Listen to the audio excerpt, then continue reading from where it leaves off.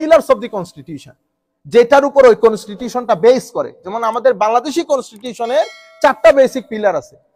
আপনারা যখন কনস্টিটিউশন শুরু করবেন, প্রিয়াম্বল অফ দি কনস্টিটিউশনের মধ্যে বিষয়গুলো বিস্তারিত বর্ণনা আছে, এগুলোর মধ্যে কোনো পরিবর্তন আনা যায় না।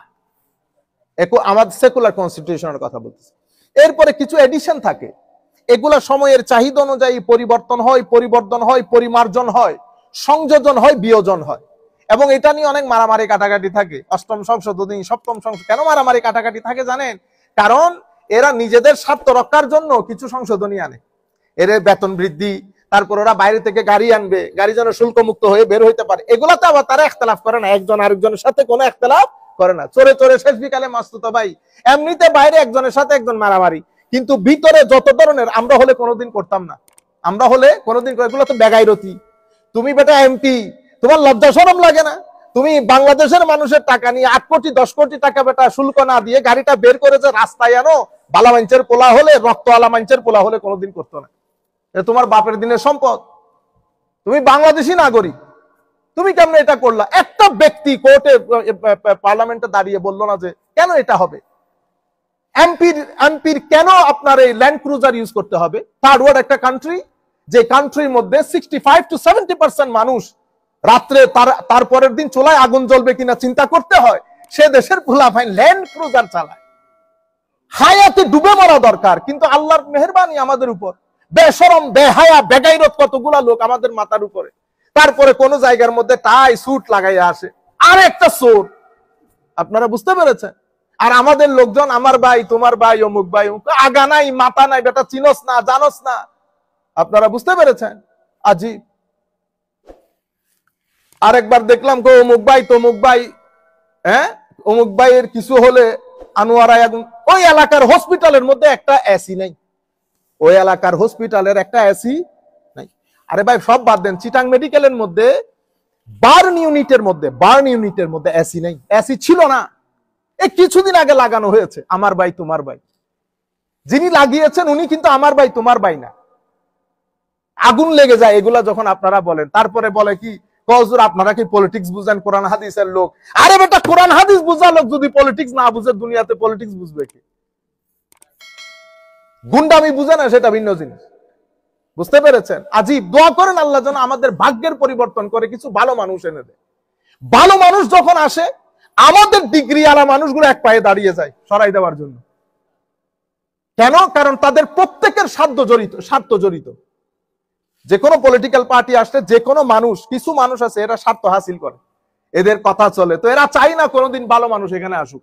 মনে রাখবেন, যেভাবে শাসিত হতে চাইবেন আল্লাহ আপনাদেরকে সেভাবে শাসন করাবে। আপনি যদি ভালো মানুষের মাধ্যমে শাসিত হইতে চান, তাহলে এটা বা নিজেও ভালো হইতে হবে, ভালোকে প্রমোট করতে হবে। এখন আমার সাথে আপনার লাখ মিল হইতে পারে, কিন্তু আমি জানি আপনি ভালো মানুষ, আপনি আসেন। আল্লাহ রাব্বুল আলামিন আমাদের হামি ও নাসির হোক। বনী ইসরাইলের এই বিষয়টাই আল্লাহ বুঝাইতেছে, পুরা বনী ইসরাইলের কাহিনী বর্ণনা করেছেন। এবং সূরা বাকারার নাম কেন বাকারাকরণ করা হয়েছে এটাও বলেছে। তাহভিলে কাবলার কথা এসেছে। তাহভিলে এটা প্রথম নাস বলে অ্যাব্রোগেশনকে। অ্যাব্রোগেশন মানে রহিতকরণ। রহিতকরণ মানে প্রথমে একটা হুকুম এসেছে, এই হুকুমটা নির্দিষ্ট সময় পর্যন্ত অ্যাক্টিভেট করে রেখেছেন আল্লাহ, কিন্তু একটা পরিস্থিতিতে যখন এটার পরিবর্তনের সময় এসেছে, আমার আল্লাহ আরেকটা হুকুম নাজিল করে প্রথম হুকুমকে অফ করে দিয়েছে। কোন কোন সময় কোরআন শরীফের মধ্যে কিছু আয়াতি হুকুম আছে, যেটা আয়াত এখানে আছে কিন্তু হুকুমটা অ্যাক্টিভেটেড, হুকুমটা ইনঅ্যাক্টিভ। হাদিসে পাকের মধ্যে হাদিস শরীফ আছে কিন্তু হুকুম ইনঅ্যাক্টিভ। হাদিস শরীফ কিতাবের মধ্যে আছে। আমার নবী যেমন সাল্লাল্লাহু আলাইহি ওয়াসাল্লাম, যেমন উটের মাংস খাওয়ার পরে অজু, উটের মাংস খাওয়ার পরে অজু, আমার নবী অজু করেছেন। আমার নবী অজু, এক সময় তো আমার নবী যেই সমস্ত জিনিসকে রান্না করে খাইতে হতো, সেটা খাওয়ার পরে আমার নবী অজু করে নামাজ পড়তেন। পরবর্তীতে এই হুকুমটা কি হয়ে গেছে? রহিত হয়ে গেছে। আমি সৌদি আরব এবার গতবার যে হজে গেলাম, তো আমাদের তো আজীব লাগে যে আমাদের যারা ইয়াংস্টার, শিক্ষিত তাবকা, শিক্ষিত শ্রেণী, ওরা তো আসলে সহজবোধ্যতা চায়, যেখানে সহজ। ওদেরকে যদি বলেন পাঞ্জাগানা নামাজ, এগুলা মৌলবীদের কাজ। আসলে নামাজ হইল কি? 2 বার। কিভাবে? ফজরে পড়বেন একবার, এশাতে পড়বেন, মানে সূর্যাস্তের পরে পড়বেন একবার, মাঝখানের যে নামাজ এগুলা মৌলবীদের ঢং, এগুলা মৌলবীদের ঢং। কেন? কোরআন শরীফের আয়াত আসছে না, ওয়া আকিমিস সালাতা তারাফাইন নাহার ওয়া যুলাফাম মিনাল লাইল ইন্নাল হাসানাত ইউযহিবনাস সাইয়্যাত যালিকা যিকরা লিয-যাকিরিন।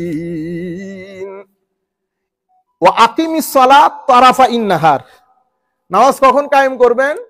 নাহার মানে দিনের প্রথম ভাগে এবং শেষ ভাগে, ওয়া যুলাফাম মিনাল লাইল এবং রাতের অর্ধেক সময়। তো নামাজের এখন কয়টা বলছে আল্লাহ? 3টা। আপনি কয়টা পড়েন?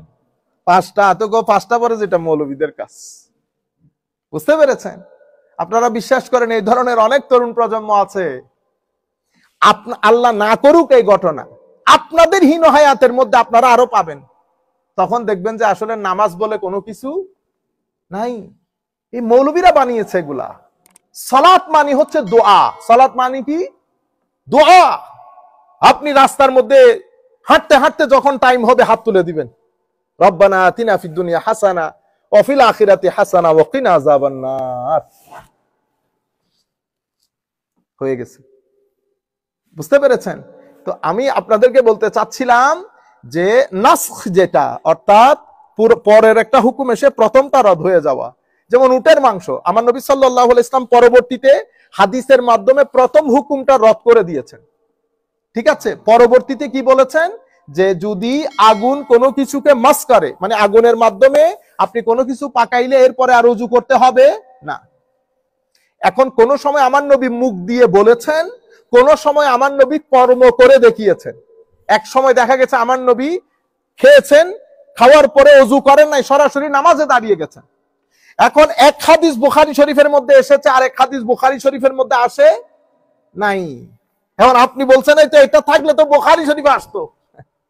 আমার ভাই, বুখারী শরীফ ইমাম বুখারীর এটা কাজ না তো। ইমাম বুখারীটা হাদিসের কিতাব, এটা ফিকহ ফতোয়ার কিতাব না।